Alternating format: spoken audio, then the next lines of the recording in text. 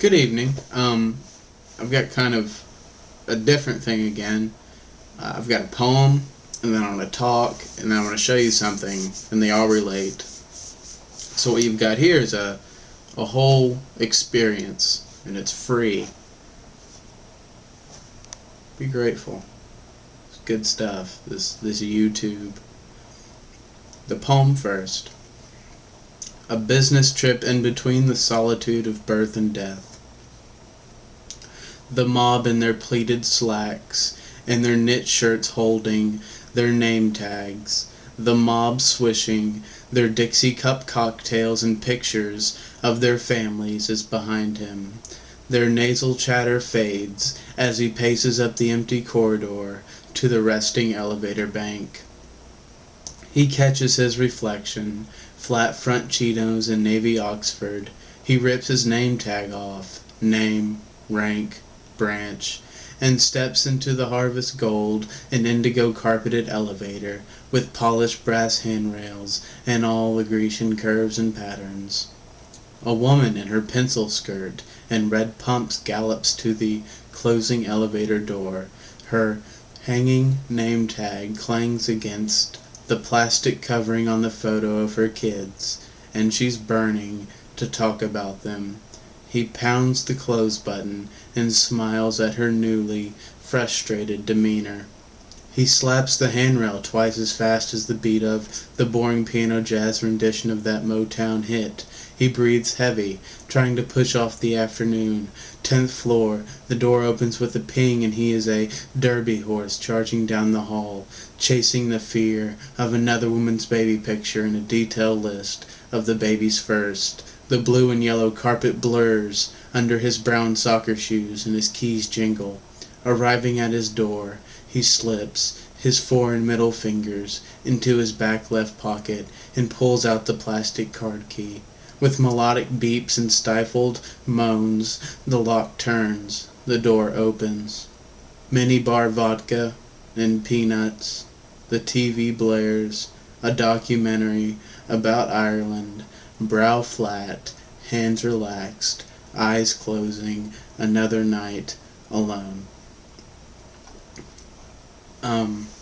That poem came to me after I was listening to some expert about something talking on NPR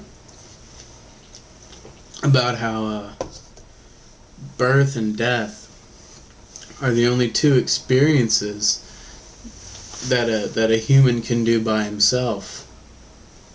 And I started thinking about sort of how people talk about how they do okay by themselves. And they're proud of that. They're proud that they do okay by themselves, and they should be. But that seems like to be the ultimate feat, to be okay by yourselves. In my world, I don't know, it maybe it's different for everybody else, but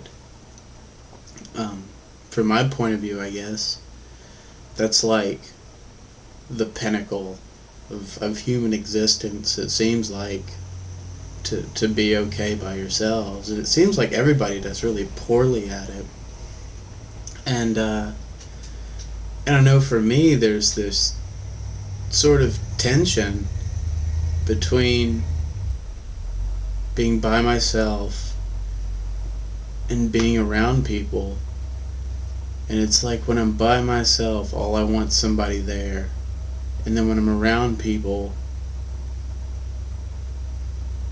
it's almost, I just want to sort of have my experience with these people and not share in everybody's experience.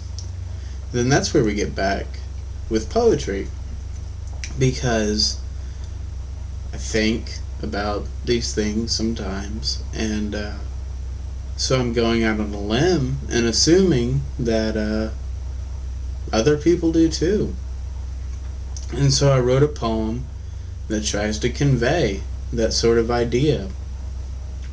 And by doing that, we get a common experience, right? I mean, people read by themselves, but when they all get together, they talk about the same things. They talk about how Hemingway was anti-Semitic, or how I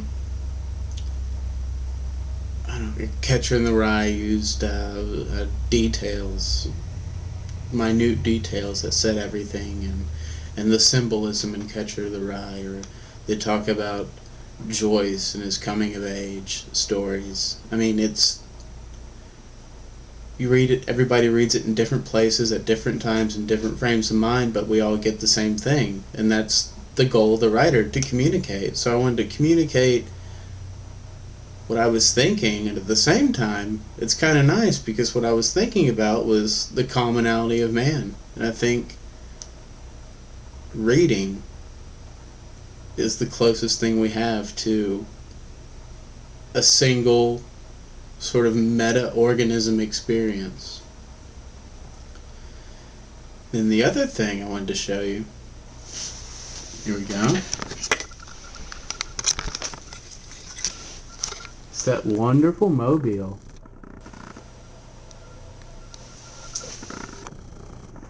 Check this out. I struggle with people in my life, and I struggle with people being sort of, I was fucking with a lamp, and I don't know, there's people that care, you know, there's always people that care, and I'm like some weird stereotypical poet, and it's ridiculous, and I absolutely can't stand it, but I feel alone, and I feel it deeply all the time. I mean, when somebody's not physically next to me or physically talking to me, I just defaultly feel alone. And so it's things like that, and I'll show you this too. It's things like this. I mean, people made this shit for me. I've got it in my house, right? And so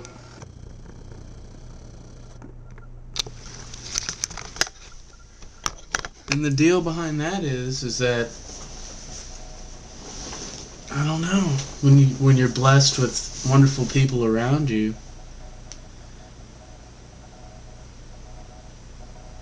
even when it's hard to see or you don't know what to say about it, little things like that are always around. And when I'm not crazy, just absolutely off my rocker, you know, not down by circumstance, but down by all my imagined circumstance.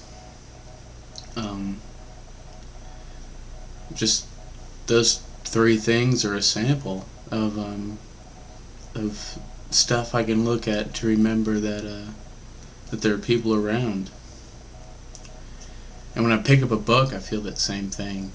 I feel like I'm plugged into some big breathing thing. And I'm hoping that with this these poetry readings online, I'm hoping to get that same effect in a more convenient form, so that people will